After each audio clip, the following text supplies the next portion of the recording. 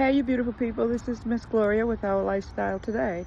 And you know, it's no secret. I told you my daughter going through a divorce from someone that he terrorized her.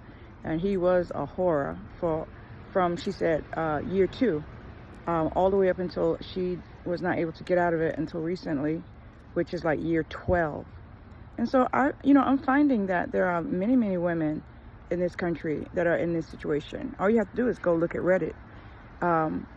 And it's for different reasons. And, I'm not one to blame the victim, because I personally was in a situation like very bad many, many years ago, a couple of decades ago. But it doesn't matter if it was a couple of decades ago or a couple of weeks ago, or even 2 days ago. It stands the same. It stands like, I'm talking about heterosexual relationships right now, guys.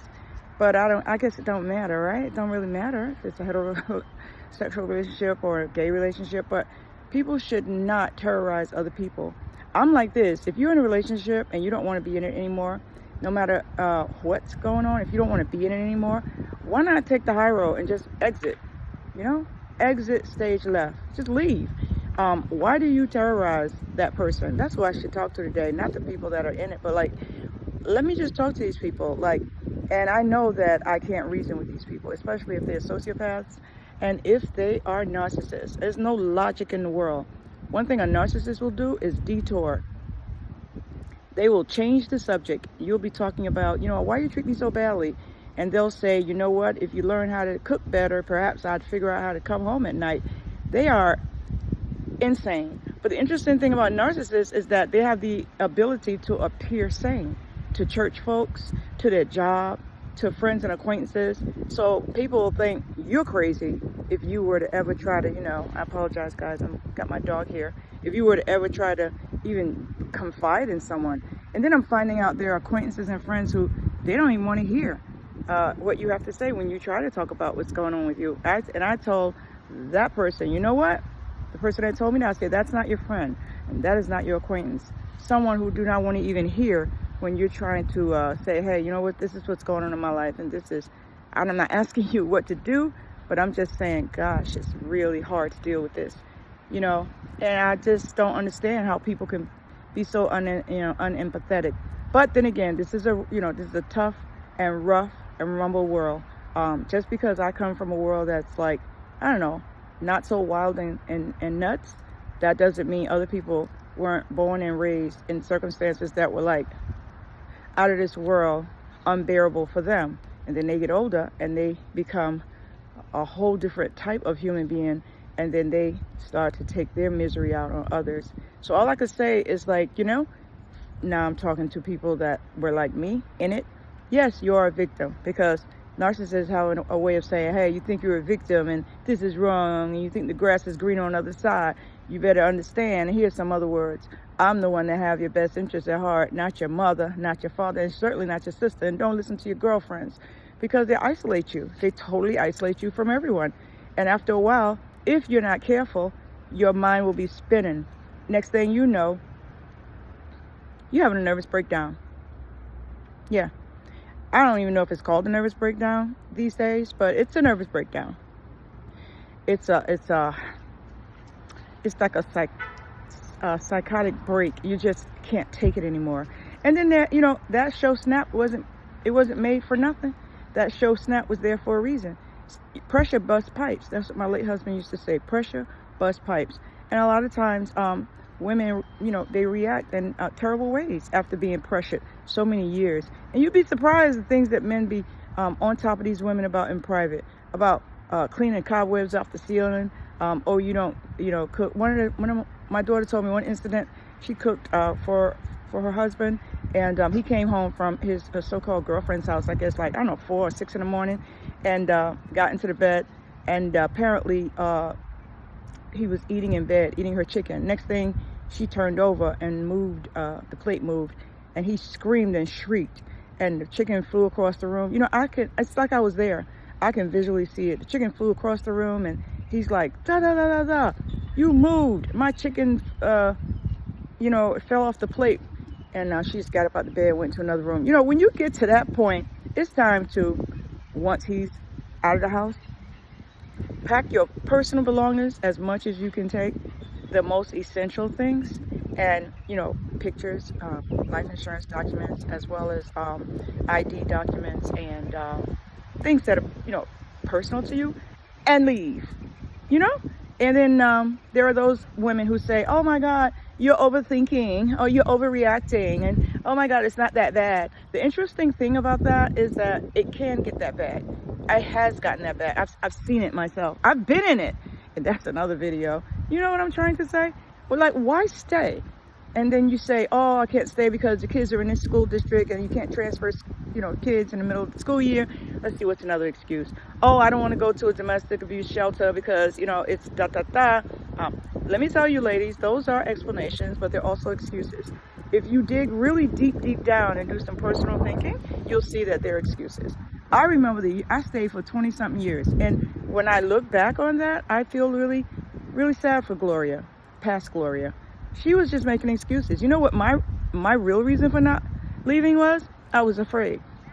My mom had been murdered when I was 21 years old, so she was gone. My dad had gone off to live another life and didn't have much to do with me, simply because he's off living another life with another wife and another family. And I had no one. And my little sister was still a baby. She was still really little.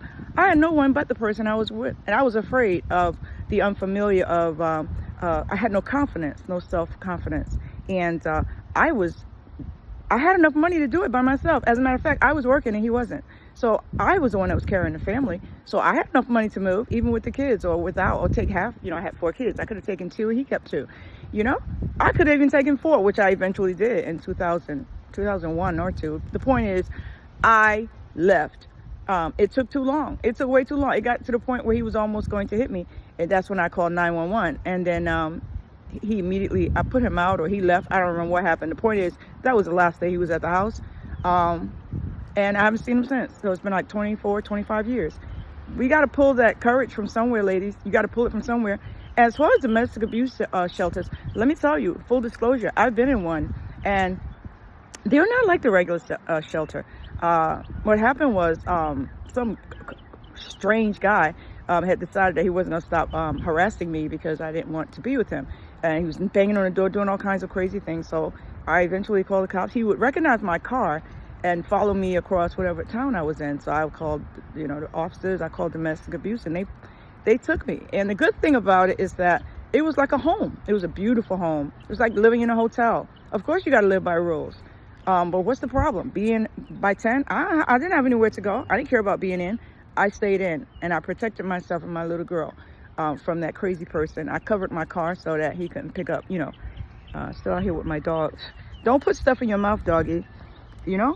Don't put stuff in your mouth, doggy. You can't eat this stuff. You're going to get sick. My doggy is putting stuff in his mouth, and he's going to wind up going upstairs, getting sick. Come on, let's go, baby. Anyway, as I was saying, they took really great care of me. They put me in all kinds of programs to assist me. And I was away from that creep. You know what I'm saying? Those people are dangerous. They're definitely emotionally dangerous, but they're physically dangerous. Don't think that you're overthinking something. Don't think that you're overreacting. There are many ladies in the grave right now because of not looking out for themselves, or saying, oh, he's going to get better, or things are going to change. It don't even matter why he's doing it, okay? Save yourself, okay? Stop making excuses. Stop making excuses. You don't know how long you're going to live in this world. Why lose so much of your time, so much of your personal, beautiful lifetime, helping somebody who is hurting you? A lot of times we use children for excuses. That's me. I use my kids. Sit, Gryffindor. Just sit. I use my kids for excuse. Oh my gosh, they need to be around their dad. They don't need to be around their dad while their dad's terrorizing me. They don't need to be seeing that. It messes up the relationships that they're going to have in the future. They don't need to be around that. So that's an excuse. Not enough money. You know what? If I raised 4 kids and I had my regular job, and that was back in the day, and I had social services, I did what I needed to do in order to survive, you will survive. You got to have faith, and you have to have confidence, and you have to have strength, fortitude.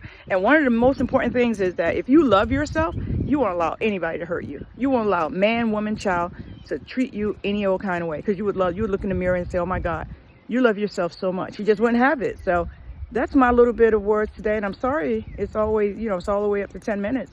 I didn't expect to make a video for 10 minutes, but this is crucial. This is urgent. There are thousands, I don't know about millions, but there are thousands and thousands of women who are living quietly in some kind of environment that makes absolutely no sense, and it's hurtful to them, it's hurtful to the children.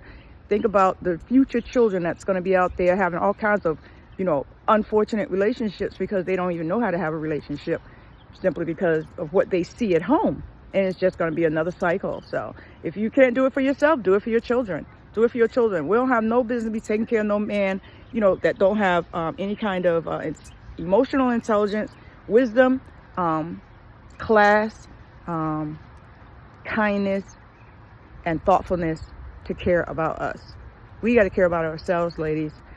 All right. Well, this is Miss Gloria, and this is my little 2 cents for this beautiful Saturday. It's November the 2nd, 2024. And like I always say, you know, I've been through quite a bit, and so therefore I know a little bit. I'll talk to you guys later, and have a fantastic, awesome, beautiful, beautiful, beautiful day. This is Miss Gloria with Our Lifestyle Today.